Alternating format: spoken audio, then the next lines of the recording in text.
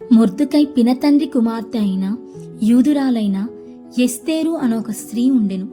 ఆమె తల్లిదండ్రులు మరణము పొందిన తర్వాత మొర్దుకై ఆమెను కుమార్తెగా స్వీకరించెను. ఒకరోజు దేవుడు అనుగ్రహముతో ఆమె రాణిగా మారింది. కాని ఆమె ప్రజలైనటువంటి యూదులకు పెద్ద ప్రమాదం ముంచుకొచ్చింది. రాజదర్బారులోని మంత్రి హామాను యూదులను అంతమొందించటానికి కుట్ర పన్నాడు అని మొర్దుకై నుండి సమాచారం వస్తుంది.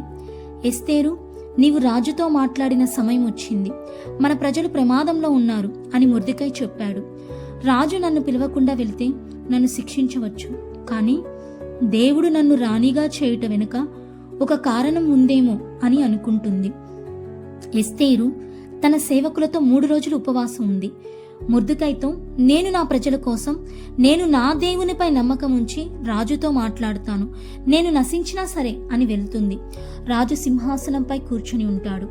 ఎస్తేరు భయంతో రాజ్యసభలో అడుగు పెడుతుంది. రాజు ఆమెను చూసి ఆశ్చర్యపోతాడు.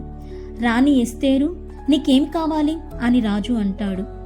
నేను సిద్ధము చేయించిన విందునకు రాజువైన నీవును హామానును నేడు రావాలని కోరుచున్నానని చెప్పింది.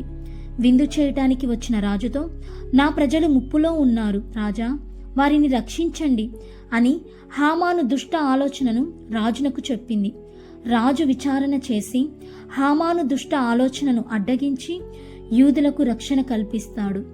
ఎస్తేరు భయాన్ని పక్కన పెట్టి దేవుని మీద నమ్మకంతో ధైర్యంగా నిలబడింది. ఆమె విశ్వాసం, ధైర్యం యూదుల ప్రాణాలను రక్షించింది.